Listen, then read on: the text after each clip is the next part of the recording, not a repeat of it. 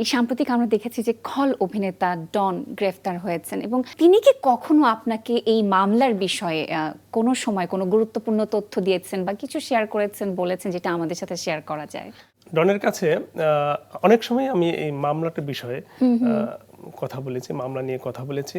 তো উনি এক্ষেত্রে খুবই সুকৌশলী। উনি বারবার পাল্টা প্রশ্ন ছড়িয়ে দিয়েছেন। উনি বলেছেন, দেখুন যে আমার খুব কাছের একজন মানুষ, আমার খুব কাছের বন্ধু, তাকে কি কখনো আমি হত্যা করতে পারবো? এটা কি কখনো সম্ভব?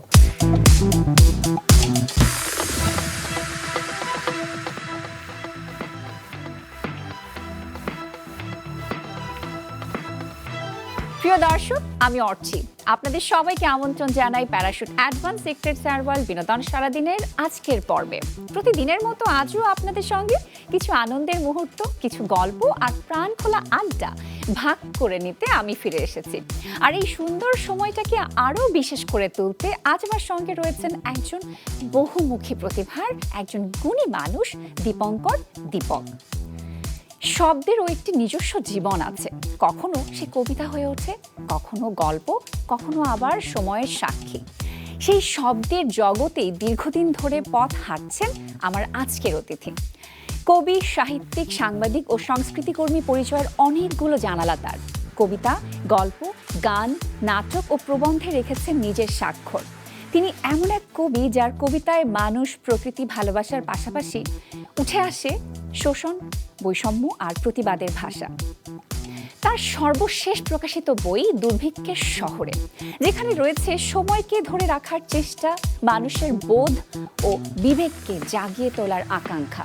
দর্শক, চলুন তাহলে কথা বলি প্রকৃতি, সময় ও মানুষের শব্দ বন্ধু দীপঙ্কর দীপকের সাথে।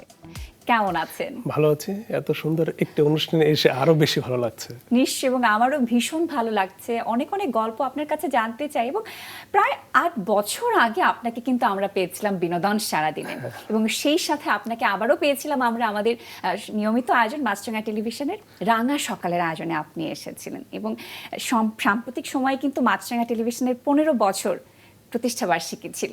তো যদি সেদিক থেকে একটু জানতে চাই যে মাছরাঙা টেলিভিশন আপনার কাছে কতটা বিশেষ, বা কি বলার আছে মাছরাঙা টেলিভিশনের দর্শকদের জন্য? মাছরাঙা টেলিভিশন চমৎকার একটি টেলিভিশন। এর অনুষ্ঠানের মান অনেক সুন্দর এবং ভালো মানের কন্টেন্ট তারা নির্মাণ করে শুরু থেকেই। তো এত সুন্দর একটি মানে টিভি চ্যানেলে আমি বারবার আসার সুযোগ পেয়ে আমি নিজেকে সৌভাগ্যবান মনে করি। জি, যেমনটা আমি শুরুতেই বলছিলাম যে আপনার নানান পরিচয়, যদিও আমি ব্যক্তিগতভাবে আপনাকে আসলে কবি হিসেবেই জানতে চাই, চিনতে চাই।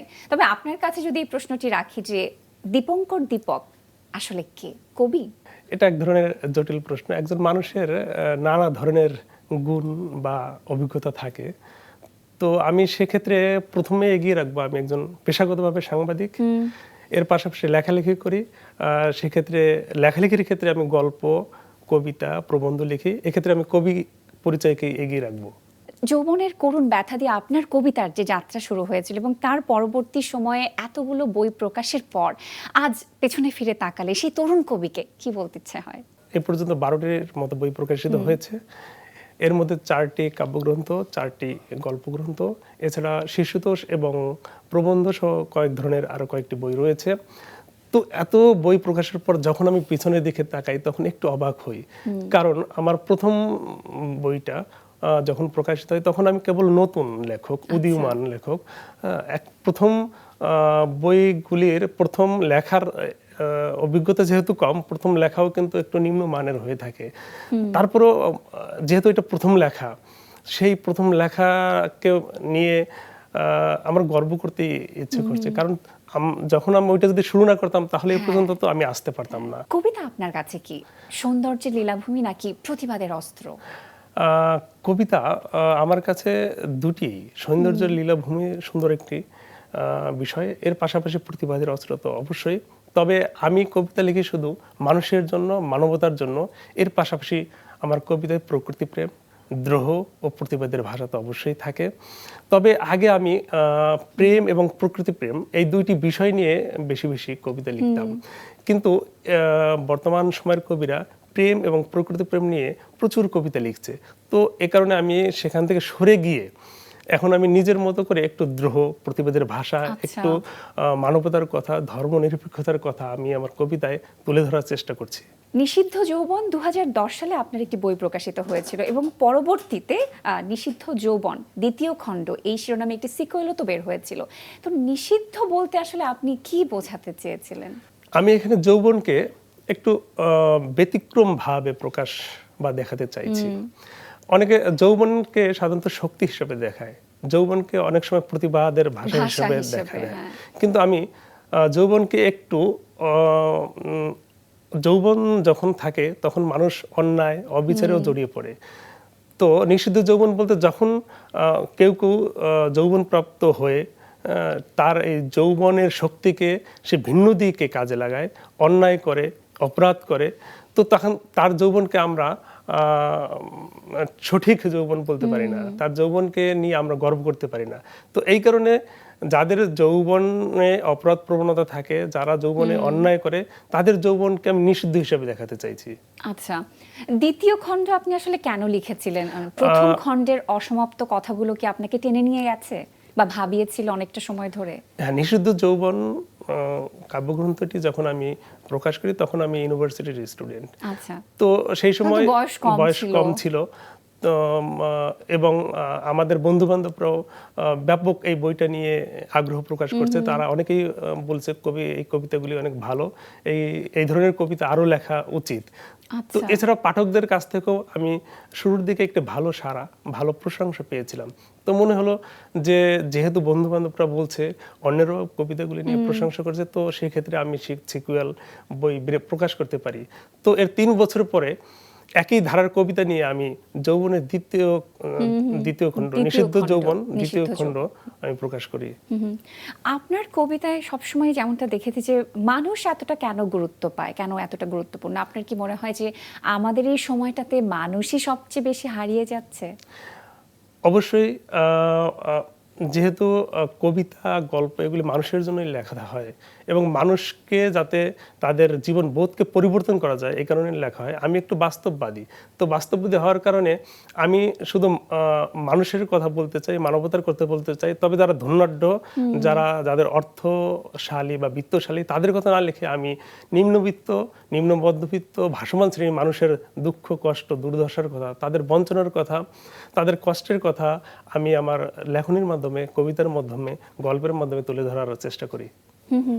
এবং যেমনটা আমরা জানি যে আপনার সর্বশেষ প্রকাশিত বই দুর্ভিক্ষের শহরে, এখানে কি শুধু আসলে খাবারের দুর্ভিক্ষের কথাই বলা হয়েছে নাকি আমাদের সময় আরো অনেক ধরনের দুর্ভিক্ষ আছে? বর্তমান পৃথিবী একটি যুদ্ধ বিধ্বস্ত পৃথিবী। এই পৃথিবীতে এখন অর্থনৈতিক মন্দা, এই মন্দার ঢেউ এসে লেগেছে কিন্তু আমাদের দেশেও, আমাদের শহরেও। আমরা প্রত্যেকেই কিন্তু এই মন্দার ভুক্তভোগী, এই সংকটের ভুক্তভোগী। তো যখন কখনো পৃথিবীতে যুদ্ধ লাগে, যখন পৃথিবীতে অর্থনৈতিক মন্দা দেখা দেয়, তখন এর ঢেউ কিন্তু প্রথমে এসে লাগে শহরবাসীর উপরে। এক্ষেত্রে আমরা দেখেছি যে আমরা এখন স্বাভাবিক জীবন যাপনের চেয়ে একটু অন্যদিকে চলে যাচ্ছি। আমাদের পণ্য কেনার সামর্থ্য নাই, বিশেষ করে যারা নিম্ন মধ্যবিত্ত এবং ভাসমান শ্রেণী, তাদের কষ্টটা আরো বেশি। এখন বাজারে পণ্যের দাম দ্বিগুণ, মূল্যস্ফীতি অনেক বেশি, আয় ইনকাম নেই বললেই চলে। যাদের আয় আগে 1000 টাকা ছিল, ওদের আয় এখন 500 টাকার কথা বলতে পারি। চলে যাচ্ছে, প্রতিষ্ঠান বন্ধ হয়ে যাচ্ছে। হ্যাঁ, গার্মেন্টস বন্ধ হয়ে যাচ্ছে, গার্মেন্টস কর্মীরা অন্য কোথাও কাজ পাচ্ছে না। রিক্সাওয়ালারা আগে যে রিক্সা প্রতিদিন 1000 টাকা ইনকাম করতো, তার আয় কমে 600 টাকা। এদিকে আবার পণ্যের দাম বেশি। পণ্যের দাম বেশি হওয়ার কারণে সে কিন্তু খাবার কিনতে পারতেছে না, সবজি কিনতে পারতেছে না। এই কারণে তাদের এই কষ্ট, তাদের হাহাকার, তাদের এই হাহাকারের প্রতিধ্বনি আমি এই ছোট ছোট গল্প আকারে এই দুর্ভিক্ষের শহরে বইটিতে তুলে ধরেছি। দুর্ভিক্ষের শহরে কবিতার বই না, এটি একটি অনুগল্পের বই। অনুগল্প হচ্ছে ক্ষুদে গল্প, অনুগল্প হচ্ছে এক পাতার গল্প। এই গল্পের মজা হচ্ছে এই গল্প 3 থেকে 5 মিনিটের মধ্যেই পড়ে শেষ করা যায়। বাংলা সাহিত্যে অনুগল্প একটি নবীনতর ধারা, কিন্তু বিশ্ব সাহিত্যে অনুগল্প একটি জনপ্রিয় ধারা। তবে বর্তমান ফেসবুক এবং ইউটিউবের যুগে, রিলসের যুগে অনুগল্পগুলি ধীরে ধীরে বাংলা সাহিত্য এখন ব্যাপক প্রচার পাচ্ছে সবার কাছে পৌঁছে এবং যাচ্ছে, প্রশংসিত হচ্ছে। তো এই ক্ষেত্রে আমি দেখলাম যে বর্তমান যুগ উপযোগী করে আমি ছোট ছোট গল্প লিখি বা অনুগল্প লিখি, যেগুলি মানুষের কথা বলবে, মানুষের জীবনের ছোট ছোট করুণ কাহিনীগুলি, জীবনের অতি খণ্ডাংশগুলি আমি এক একটি গল্পতে তুলে ধরেছি। বিশেষ করে আমাদের শহরবাসীর গল্প, একজন বস্তিবাসীর গল্প, একজন পথশিশুর গল্প, একজন হকারের গল্প, রিক্সাওয়ালার গল্প, একজন যারা ভাসমান শ্রেণী তাদের কষ্ট, দুঃখ, দুর্দশা, তাদের খেতে না পাওয়ার কাহিনী, তাদের ভালো জায়গায় না থাকার কাহিনী আমি ছোট ছোট গল্প আকারে এই অনুগল্পের বইতে তুলে ধরেছি। এখানে অর্ধশত অনুগল্প নিয়ে বইটি প্রকাশিত হয়েছে। বইটি প্রকাশ করেছে মিজান পাবলিশার্স, বইয়ের প্রচ্ছদ করেছে শতাব্দী জাহিদ।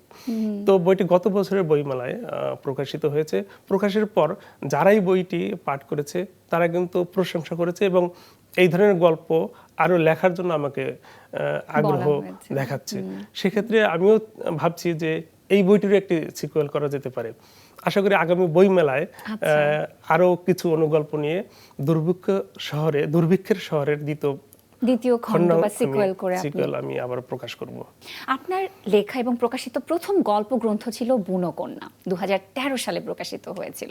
এবং একটু যদি সেদিক থেকে ভাবনার জায়গা থেকে আমি একটু জানতে চাই যে আসলে গল্প লেখার ক্ষেত্রে বিষয় নির্বাচনের জন্য আপনি এখন বা তখনও কোন কোন বিষয়গুলোকে খুব গুরুত্ব দিয়েছেন, বিবেচনায় রেখেছিলেন? গল্প লেখার ক্ষেত্রে আমি সবসময়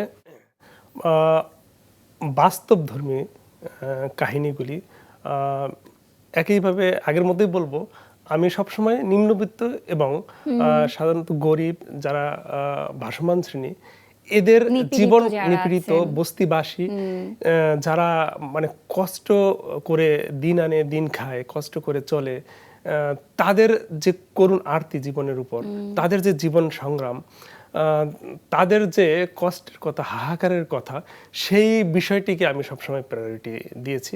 তো বুনোকন্যা বইটি আমার প্রকাশ করেছে কলি প্রকাশনী। বইটি যখন বইটির মধ্যে 7টার মতো গল্প আছে। তো এখানে একটি গল্প আছে মহাখালীর চাঁদনী। মহাখালীর চাঁদনী হচ্ছে আমাদের ঢাকা শহরে মহাখালীর একটা জায়গা আছে, সেখানে রেল লাইনের পাশে বেশ কিছু সারি সারি বস্তি আছে। তো সেইখানকার বস্তিবাসীদের চরিত্র নিয়ে চাঁদনী গল্পটির কেন্দ্রীয় চরিত্র, তাদের কিভাবে জীবন চলে, তাদের জীবন চলতে গিয়ে কি কি সমস্যার সম্মুখীন হয়, সেই দিকগুলি আমি এই গল্পটিতে তুলে ধরতে চেষ্টা করেছি। তো এই গল্পটি যখন আমি লিখি তখন কিন্তু আমি মিনিমাম 1 মাস মহাখালীর বস্তিবাসীদের সঙ্গে কথা বলেছি, তাদের কাছাকাছি গিয়েছি, তাদের জীবন যাপন কেমন, তাদের জীবন যাপনের যে সংগ্রাম, যে কষ্টের যে বিষয়গুলি, সেগুলি আমি ডিটেলস আকারে জেনেছি। তারপর সামগ্রিকভাবে সব তথ্য নিয়ে আমি একটি বাস্তবধর্মী গল্প উপহার দিতে চেষ্টা করেছি। এর পাশাপাশি এখানে একটি মৃত্যু ভয় নামে একটি গল্প আছে।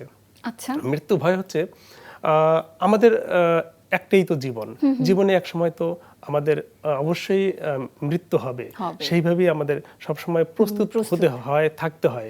কিন্তু আমরা যতই প্রস্তুত থাকি, কিন্তু এই সুন্দর পৃথিবী ছেড়ে কাউকে তো চলে যেতে ইচ্ছে করে না বা চাই না। তো এখানে 80 বছর বয়সী একজন বৃদ্ধার চরিত্র আমি টেনে এনেছি। এই বৃদ্ধা 80 বছর একেবারে ধুকধুকে অবস্থায়, যায় অবস্থায়, কিন্তু সে সবসময় বেঁচে থাকতে চায়, এই সুন্দর পৃথিবী থেকে চলে যেতে চায় না। এই এত কষ্টে আছে, এত সংগ্রামের মধ্যে আছে, কিন্তু তারপরও বেঁচে থাকার তার যে ইচ্ছা, সেই বিষয়টি, তার মনোভাবটি আমি এই গল্প প্রকাশ করেছি। বুনোকন্যায় আরেকটি গল্প আছে নির্বাক প্রেম। এটি নির্বাক প্রেম, এখানে প্রেম হলো, এই প্রেমটা গতানুগতিক নয়, অন্য ধরনের একটু প্রেম। এখানে একটি পাগলের চরিত্র, একটি কলেজ ক্যাম্প আছে, একজন তরুণ সে কলেজ ক্যাম্পাসের পাশেই একটা ঘরে, মানে যে ঘরটি ব্যবহার করা হয় না সেখানে থাকে। তার সঙ্গে আরেকটি গরিব, মানে ভিক্ষুক শ্রেণীর এক নারী থাকে, বয়স্ক ধরনের। হ্যাঁ, সে কথা বলতে পারে না, নির্বাক, কিন্তু তারপরও দেখা যায় ওই পাগল তরুণ সে তার জন্য খাবার এনে দিচ্ছে, তার জন্য যা যা প্রয়োজন সেই সে মায়ার যে জায়গাটা। বাজার থেকে সবকিছু এনে দিচ্ছে, তাকে খেতে বলছে। ওই বৃদ্ধে কিন্তু কথা বলতে পারে না, মনের ভাব প্রকাশ করতে পারে না, কিন্তু তাদের মধ্যে একটা আত্মিক বন্ধন তৈরি বন্ধন হয়। আছে। কিন্তু গল্পের মোড়নায় শেষ দিকে এই এই পাগল যে চরিত্রটি, সে বিশ্ববিদ্যালয়ে একসময় পড়েছে, আধুনিক, অনেক সুন্দর কথা বলতে পারে, দার্শনিক বাহ, বার্তা, দারুণ। কথাবার্তা, তার দেশ নিয়ে নানা ধরনের ভাবনা আছে। কিন্তু যেহেতু তার চলাফেরা একটু উচ্ছৃঙ্খল, যেহেতু তার বাড়ির কথা বলতে পারতেছে না, বাজারে গিয়ে অন্যের জিনিস চেয়ে চিন্তা আনে, এই কারণে তাকে পাগল বলা হয়। বাহ, ভিন্ন ভিন্ন বিষয় নিয়ে, জীবনবোধের জায়গাগুলো নিয়ে আপনি লিখেছেন এবং গদ্য রচনার ক্ষেত্রেও তো আপনি ভীষণভাবে আসলে প্রশংসিত হয়েছেন। আপনার কি মনে হয় একজন লেখকের আসলে কোন কাজটি সঠিক, সেই ভাবনার জায়গা থেকে যদি শুনি, যে একজন পাঠকের প্রশ্নের উত্তর দেয়া নাকি পাঠকের মনে আসলে সঠিক প্রশ্নটি জাগিয়ে তোলা? একজন লেখক কবি হিসেবে আপনার কি ভাবনা? এখানে একজন লেখকের কোনোভাবেই পাঠক কি চায় সেটা দেখলে হবে না আমার মনে হয়। আচ্ছা। কিন্তু পাঠকের ভাবনাকে আরো জাগিয়ে দিতে হবে। পাঠকের প্রতিবাদের যে বোধ আছে, ভাষাকে সেই বোধটাকে লেখার মাধ্যমে আরো একটু এগিয়ে দিতে হবে। একজন লেখক হচ্ছে দার্শনিক দৃষ্টিভঙ্গি থেকে পাঠককে বিবেচনা করবেন, পাঠকের মনোতৃষ্ণা উপলব্ধি করবেন। আমার মনে হয় একজন লেখককে সেইভাবেই লেখা উচিত যে পাঠক কি চায় সেটা না লিখে পাঠক, সমাজ ব্যবস্থা এবং রাষ্ট্রের যে পরিবর্তন দরকার, সমাজের যে পরিবর্তন দরকার, সেই অনুসারে তার লেখনীতে তুলে ধরতে হবে। বুনো কন্যা থেকে প্রহেলিকা এবং ছায়া মানব, এই গল্পগুলোতে আপনার যে চরিত্রগুলো আছে, যে চরিত্রগুলো আপনি লিখেছেন, তা কি বাস্তব মানুষ থেকে আসে নাকি তাদের সকলেরই জন্ম আপনার কল্পনার ভেতরে? এক্ষেত্রে আমি বলবো, আমি একটু বাস্তববাদী, যেহেতু আমি সবসময় সাধারণত যে কাহিনীগুলি ঘটে থাকে, আমার দেখা আশেপাশের দেখা যে ঘটনাগুলি, সেই ঘটনাগুলি আমি পর্যবেক্ষণ করি। সেই ঘটনাগুলি থাকে, কিন্তু এর সঙ্গেও কিছু কাল্পনিক আবহ, ঘটনাকে আরো একটু আকর্ষণীয় করার জন্য যে জিনিসগুলি দিতে হয়, যে উপাদান সামগ্রীগুলি দিতে হয়, আমি সেগুলি অ্যাড করি মাত্র। কিন্তু প্রতিটা ঘটনার পিছনে অবশ্যই একটি কারণ থাকে, একটি বাস্তব ঘটনা থাকে। সেই ঘটনাকে নিয়েই আমি আরেকটু আকর্ষণীয় ভঙ্গিতে গল্পে বা কবিতা উপস্থাপন করি।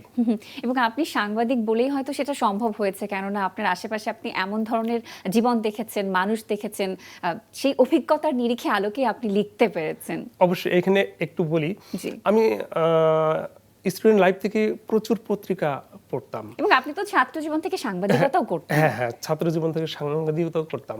তো সেক্ষেত্রে আমাকে প্রচুর নিউজ নিয়ে ঘাটতে হয়। যে কোনো একটা কাহিনী, ঘটনা নিয়ে আমাকে কিন্তু ডিটেলস পড়তে হয়, জানতে হয়, এবং এই ঘটনার কে উপলব্ধি করতে হয়।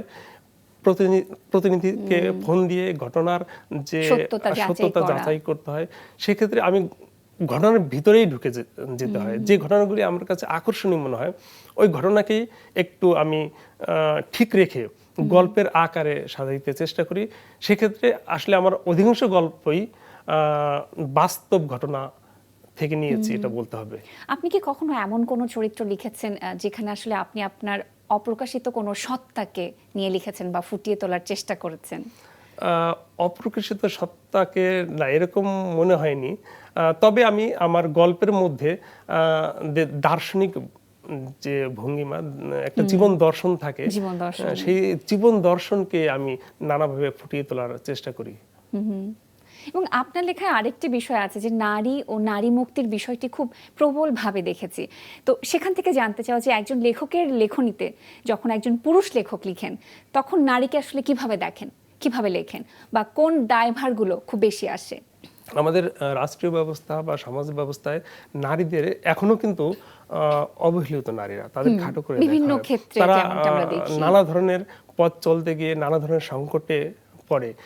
তো তাদের শিক্ষা ব্যবস্থাকে আমরা গুরুত্ব দেই না। তো আমার মনে হয় কোনো জাতিকে উন্নত হতে হলে অবশ্যই নারীদের উন্নত হতে হবে। এছাড়া কোনো জাতি কিংবা কোনো রাষ্ট্র, কিন্তু কোনো সমাজ ব্যবস্থা উন্নত হওয়ার সম্ভব না। আমরা পৃথিবীর উন্নত রাষ্ট্রগুলোর দিকে দেখি, নারীরা শতভাগ স্বাধীনতা ভোগ করছে। তাদের শিক্ষা, তাদের চলাফেরা সব দিকে রাষ্ট্র খুব গুরুত্ব দিচ্ছে। সুতরাং আমাদের যদি উন্নত হতে হয়, নারীর স্বাধীনতাকে, নারীর কথা বলার যে নারীর কথা বলার অধিকারকে আমাদের প্রাধান্য দিতে হবে। এবং আপনি তো বেগম রোকেয়া সাহিত্য সম্মাননায় ভূষিত হয়েছেন, তো এই অর্জন পাওয়ার পরে কি আপনার ক্যারিয়ারে বা আপনার লেখায় নতুন কোনো দিক উন্মোচন হয়েছে বা নতুন কোনো দায়ভার যুক্ত হয়েছে?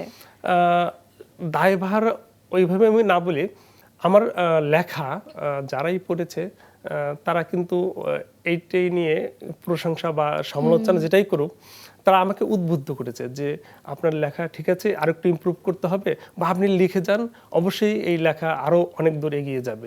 সেই আগ্রহটা তারা দেখিয়েছে। এই কারণে তাদের অনুপ্রেরণায় কিন্তু আমি এখনো লেখালেখি চালিয়ে যাচ্ছি, আগামীতেও চালিয়ে যাব। জি, এবং যেমনটা গল্পে গল্পে শুনছিলাম যে আপনি তো সেই ছাত্র জীবন থেকে সাংবাদিকতা করছেন, তো এই দীর্ঘ জীবনে দীর্ঘ সময় কোথায় কোথায় সাংবাদিকতা করেছেন এবং এখন কোথায় আছেন আপনি? বর্তমানে আমি দৈনিক দেশ রূপান্তরের বার্তা বিভাগে কাজ করেছি। এর আগে আমি বেশ কয়েকটি মিডিয়ায় কাজ করেছি। কোথায় ছিলেন? এর আগে আমি ইত্তেফাকে, কালের কণ্ঠে, 21 টেলিভিশনে, যাই দিনে সহ আরো কয়েকটি মিডিয়ায় কাজ করেছি। তো দীর্ঘ অভিজ্ঞতা, আমার 1.5 যুগের অভিজ্ঞতা সাংবাদিকতায়। তো আমি দীর্ঘদিন কালচারাল জগতের সঙ্গে আছিলাম, এখন নিউজের সঙ্গে আছি। তো মানুষের জীবনযাপন, সাংবাদিকতা হচ্ছে একটি চ্যালেঞ্জিং পেশা। আমাদের প্রতিদিনের ঘটনা নিত্য নতুন ভাবে জানতে হয়, সেই ঘটনা নিয়ে কাজ করতে হয়, উপলব্ধি করতে হয়। তো সেই চ্যালেঞ্জগুলো আমাদের কিন্তু নিতে হয়। আমরা সেই চ্যালেঞ্জগুলোই সবসময় নেই এবং পাঠকদের সামনে আমাদের দেশের ঘটনা, আমাদের রাষ্ট্রের বহির্বিশ্বের ঘটনা তুলে ধরার চেষ্টা করি আর কি। এবং আমাদের বিনোদন জগতের পরিবর্তনগুলো কিন্তু ধাপে ধাপে আপনি নিজের চোখে খুব কাছ থেকে দেখেছেন। তো বর্তমান সময়ে আমাদের বিনোদন জগতের সব থেকে বড় পরিবর্তন কি বলে আপনার মনে হয়? মানুষের রুচিতে, নির্মাণে, নাকি ব্যবসায়িক চিন্তায়? এখানে বলবো মানুষের ব্যবসায়িক চিন্তাকে প্রায়োরিটি দেব।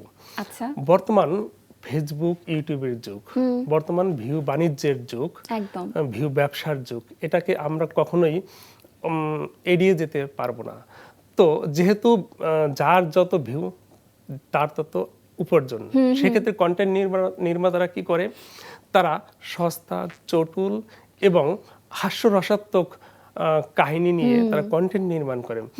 এর কারণ হচ্ছে সাধারণ দর্শকরা কিন্তু চটুল ধরনের, হাস্যরসাত্মক ধরনের কাহিনী দেখতে পছন্দ করে। তো তারা ভিউ পাওয়ার আশায় এবং আর্থিক উপার্জনের আশায় তারা কিন্তু সস্তা নাটক নির্মাণ করে থাকে। কিন্তু তারপরও এর মাঝেও যে দু একটি ভালো নাটক, ভালো চলচ্চিত্র কিন্তু হচ্ছে, সেগুলো সবাই দেখছে এবং প্রশংসা পাচ্ছে। তো এক্ষেত্রে আমি বলবো যারা প্রোডিউসার, যারা পরিচালক এবং অভিনয় শিল্পী, সবাইকেই আরেকটু সিরিয়াস হতে হবে। যে প্রোডিউসার, তাকে অবশ্যই ভালো গল্প নিয়ে বেছে নিতে হবে, কাজ করার জন্য পরিচালককে উদ্বুদ্ধ করতে হবে, তাদের বরাদ্দের পরিমাণ বাড়াতে হবে, কারণ বেশি বরাদ্দ না থাকলে তো ভালো অভিনয় শিল্পী আসবে না। আবার পরিচালকদেরও ছাড় দিতে হবে, তাদের দায়িত্বশীল হতে হবে এবং অভিনয় শিল্পীদের তাদেরও আরো বেশি ছাড় দিতে হবে এবং তাদের ভিউ বাণিজ্যের দিকে না গিয়ে তাদের মানের দিকে, তাদের মানুষ যে গল্পগুলি, যে কাহিনীগুলি প্রশংসা পাবে, প্রশংসা করবে, সেদিকে নজর দিতে হবে। শুধু ব্যবসায়িক মনোভাব দিয়ে আসলে শিল্প চর্চা, সাহিত্য চর্চা সম্ভব নয় না, সেটা তো কখনোই সম্ভব নয়। ভালো কন্টেন্ট হতে হবে, কন্টেন্ট হলে অবশ্যই মানুষ দেখবে এবং প্রশংসা করবে নিশ্চয়ই। এবং আপনার হাতে একটি কবিতার বই আমি দেখতে পাচ্ছি, রক্ত ফুল। যেহেতু কবি মানুষ, কবির হাতে আসলে কবিতার বই ছাড়া মানায়ও না, তবে কবিতা আবৃত্তি তো শুনবো, একটু আরো কিছু গল্প আপনার থেকে জানতে চাই, আপনার ভাবনার কথা একটু শুনতে চাই। সাম্প্রতিক সময়ের একটি বিষয় নিয়ে একটু শুনতে চাই আপনার থেকে, এবং অমর নায়ক সালমান শাহের বিষয়।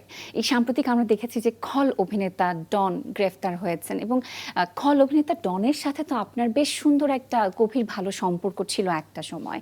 তো তিনি কি কখনো আপনাকে এই মামলার বিষয়ে কোনো সময় কোনো গুরুত্বপূর্ণ তথ্য দিয়েছেন বা কিছু শেয়ার করেছেন, বলেছেন যেটা আমাদের সাথে শেয়ার করা যায়? ডনের সঙ্গে আমার দীর্ঘদিনের সুসম্পর্ক ছিল। ডনের কাছে অনেক সময় আমি এই মামলাটার বিষয়ে কথা বলেছি, মামলা নিয়ে কথা বলেছি। তো উনি এক্ষেত্রে খুবই সুকৌশলী। আচ্ছা। উনি বারবার পাল্টা প্রশ্ন ছড়িয়ে দিয়েছেন। উনি বলেছেন, দেখুন যে আমার খুব কাছের একজন মানুষ, আমার খুব কাছের বন্ধু, তাকে কি কখনো আমি হত্যা করতে পারবো? এটা কি কখনো সম্ভব? এই ঘটনার সময় আমি ঢাকাতেই ছিলাম না, আমি বগুড়াতে ছিলাম। সেক্ষেত্রে আমাকে কেন এই দায় দেওয়া হচ্ছে? তবে উনি আদালতের প্রতি, আইনের প্রতি খুবই শ্রদ্ধাশীল। উনি দৃঢ় কণ্ঠে বলেছেন যে যতদিন আদালতের বিষয়, তো যতদিন এই মামলা চলবে আমি মামলার প্রতি শ্রদ্ধাশীল থাকবো এবং শেষ পর্যন্ত এই মামলায় আমি লড়ে যাব। যেহেতু আমাকে ফাঁসানো হয়েছে, এটা হচ্ছে তার বক্তব্য, যেহেতু আমাকে ফাঁসানো হয়েছে সেক্ষেত্রে আমাকে লড়াই চলাই যেতে হবে। তবে উনি অল্প বয়সে তার কাছের বন্ধুটি চলে যাওয়ায় সবসময় দুঃখ প্রকাশ করে, কষ্ট পায়। আবার বেশি বেশি যখন তাকে এই ধরনের প্রশ্ন করা হয় তখন অনেক সময় বিব্রত হয়, কারণ এই ঘটনার পর থেকে তাকে কিন্তু প্রচুর প্রশ্ন শুনতে হচ্ছে, যেখানেই যাচ্ছে সেখানেই তার প্রধান কাহিনী হচ্ছে তার এই ঘটনাটি নিয়ে। সুতরাং সে অনেক সময় এটাকে অ্যাভয়েড করতেও চাইছে। নিশ্চয়ই। তবে আমার মনে হয় যেহেতু একটি আইনের বিষয়, একটি আদালতের বিষয়, তদন্ত চলছে, তদন্ত আরো চলবে। আমরা আশা করি খুব শীঘ্রই একটা ভালো সমাধান দেখতে পাবো। হ্যাঁ, এবং আমাদেরও আসলে সেটাই প্রত্যাশা। অনেকটা সময় তো হয়ে গেছে এবং সঠিকভাবে সুষ্ঠুভাবে একটা বিচার হওয়া প্রয়োজন, সত্যটা সবার সামনে আসা উচিত। যেটাই হোক না কেন আমরা সেটা নিশ্চয়ই সময়ে জানতে পারবো। এবং যেহেতু আপনি একজন নাট্যকার, তো আপনার কাছে সেদিক থেকে একটু জানতে চাইছি যে এখনকার নাটকের যে গভীরতা থাকে, অনেকেই বলেন সেই আগের মতো সেই গভীরতা, গল্প, ডেপথগুলো খুঁজে পাওয়া যায় না। আপনার কি মত? আপনি কি এই বিষয়ের সাথে একমত? অবশ্যই একমত। এখন যেহেতু আমাদের মাধ্যম পরিবর্তন হয়েছে, এখন হাতে হাতে মোবাইল, ঘরে ঘরে ইন্টারনেট, তো মানুষ কিন্তু প্রচুর দেখছে। আর যারা নাটক নির্মাতা, কন্টেন্ট নির্মাতা, তারা কিন্তু প্রচুর নাটক করছেন, নির্মাণ করছেন, শর্ট ফিল্ম বা কন্টেন্ট নির্মাণ করছে। আর যখনই বেশি কোনো কিছু নির্মাণ করা হয় তখন কিন্তু মান কম থাকে। তো কারণ সাধারণ নাট্য নির্মাতারাও বা যাদের অভিজ্ঞতা কম, তারাও কিন্তু নাটক নির্মাণ করছে, কন্টেন্ট নির্মাণ করছে। তারা কিন্তু অত গভীরতা দিয়ে, অত মানের দিক বিবেচনা করছে না। আর সবারই টার্গেট থাকছে বাণিজ্যের বিষয়টা, ইউটিউব বাণিজ্য বা ফেসবুক বাণিজ্যের বিষয়টা। সেক্ষেত্রে তারা মানের দিক না ভেবে তারা ভিউ ব্যবসার দিকে চলে যাচ্ছে। তাদের টার্গেট থাকছে সাধারণ দর্শকদের কাছে কিভাবে পৌঁছানো যায়, সেই চটুল গল্প, সেই হাস্য পরিহাসের গল্প, যেটা আমি আগে বলেছি, সেই গল্পের দিকে তারা যাচ্ছে। তবে এখান থেকে আসলে সমাধানের উপায় কি বা উত্তরণের উপায় কি, আমরা কি করতে পারি? এখান থেকে আমাদের উত্তরণ একটাই, এখানকে সরকারকেও ভূমিকা রাখতে হবে এবং যারা দক্ষ পরিচালক আছে, যারা দক্ষ প্রযোজক আছে, তাদের হচ্ছে এগিয়ে আসতে হবে। আমাদের আগে যারা ভালো ভালো নাটক নির্মাণ করতো, তারা কিন্তু অনেকেই এখন নাটক থেকে সরে গেছে। সালাউদ্দিন লাবলু, হ্যাঁ, খুব বেশি এখন নির্মাণ করছে না। ওনার কাজ কিন্তু আসলে মনে পড়ে তাদের। আমরা ঘুরে ফিরে কিন্তু যারা একটু মানের দিকে তাকাই, তারা কিন্তু তাদের নাটকগুলি আবার একটু দেখি। তো তৌকির আহমেদ, এরকম যারা নাটক নির্মাণ করেছে, তাদের আবারও এগিয়ে আসতে হবে, আবার নতুন করে নাটক যুগে তাদের প্রবেশ করতে হবে।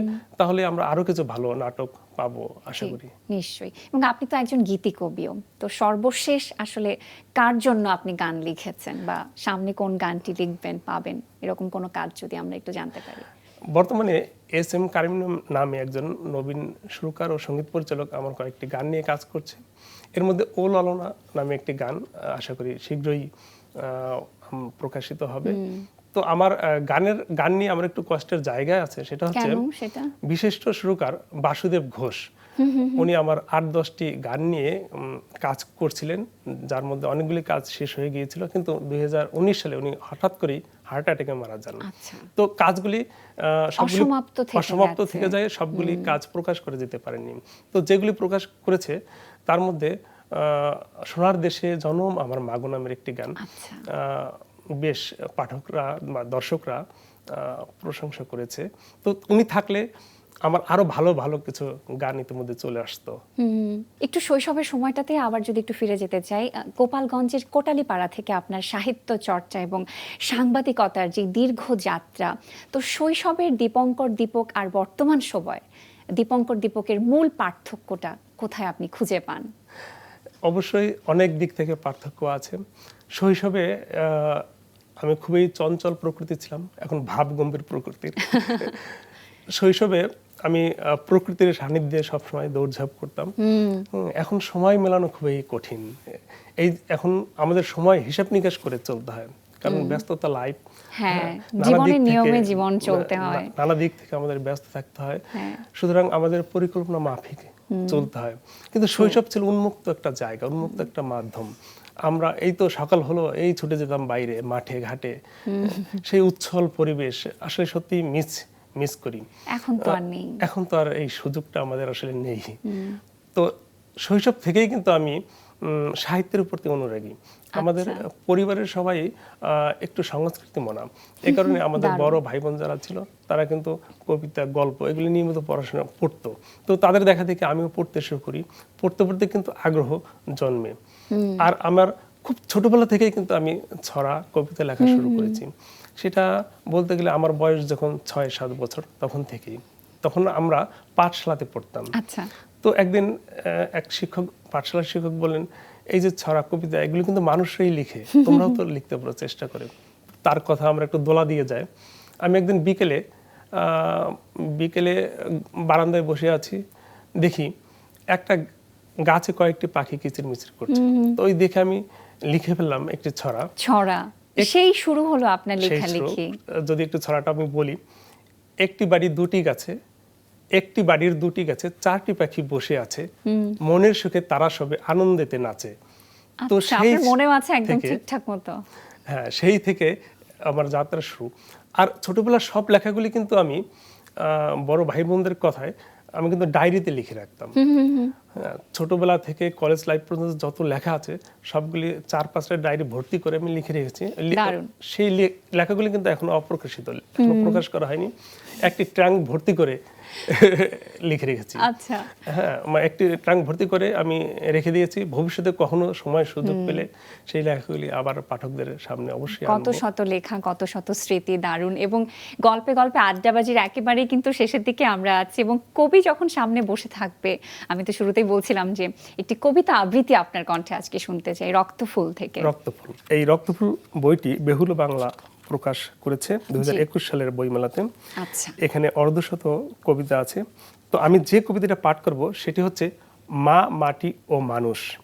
আমি একটু দেখাই। এটা হচ্ছে আমাদের জাতীয় স্মৃতিসৌধের আঙ্গিকে লেখা কবিতা। শুধু যে পাঠের নয়, একটি দেখারও, এর একটি সৌন্দর্যও আছে। সেই চিন্তা ভাবনা থেকেই কিন্তু আমি এই ধরনের কবিতা লিখেছি। এর আগে একটি লিখেছিলাম বাংলাদেশের মানচিত্র নিয়ে। হ্যাঁ, তো এভাবে আমি চেষ্টা করেছি একটু ব্যতিক্রম ভাবে উপস্থাপন করার। তো মা, মাটি ও মানুষ, এই আমার জন্মভূমি গো প্রিয় বাংলাদেশ। বঙ্গোপসাগর হতে উঠিয়া বদ্বীপ রূপে সাজিলে গো সবুজ বেশে কোটি প্রাণের জডালি বুকে। তব লাভে কত বহির্শক্তি দিল হুঙ্কার, কিন্তু বাহুবলী বাঙালি করেনি কো পরোয়া।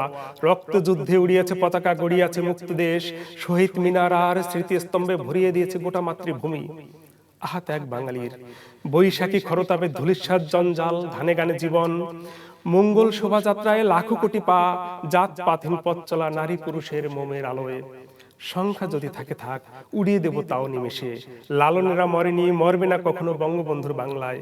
হে বীর বাঙালি, জ্ঞান অস্ত্র নিয়ে জানি একদিন করবে বিশ্বজয়। পূর্বপুরুষ অবাক চোখে দেখবে তোমাদের বিস্ময়। বাহ, দারুণ দারুণ। অসংখ্য ধন্যবাদ। এবং বিনোদন সারাদিনে আসবার জন্য ধন্যবাদ জানাতে চাই। আপনার লেখালেখির জীবনের জন্য অনেক অনেক শুভকামনা থাকছে। ধন্যবাদ আপনাকেও। এই অনুষ্ঠানের যারা দর্শক আছেন তাদেরকেও ধন্যবাদ। তাদের আমি একটি কথাই বলবো, জীবন হচ্ছে ব্যস্ততাময়, ব্যস্ততা আছে, ব্যস্ততা থাকবেই। তো ব্যস্ততার মধ্যে বেশি বেশি বই পড়তে হবে, বেশি বেশি সংস্কৃতি চর্চা করতে হবে। মনে রাখতে হবে, একটি জাতির সংস্কৃতি যত উন্নত, একটি জাতীয় তত উন্নত হয়। সুতরাং আপনারা বেশি বেশি বিশুদ্ধ সংস্কৃতি চর্চা করবেন, বই পড়বেন এবং মাছরাঙার টিভি দেখবেন। বাহ, অসংখ্য ধন্যবাদ এবং কৃতজ্ঞতা। ভালো থাকবেন। প্রিয় দর্শক, দেখতে দেখতে আজকের পর্ব নির্ধারিত সময় শেষ হয়ে গেল। আশা করি প্রতিদিনের মতো আজকের সময়টুকু আপনাদের ভালো লেগেছে। আবারও দেখা হবে আগামীকাল ঠিক সন্ধ্যা 6:30টায়। ততক্ষণ পর্যন্ত নিজের যত্ন নিন, ভালো থাকুন। বিদায়।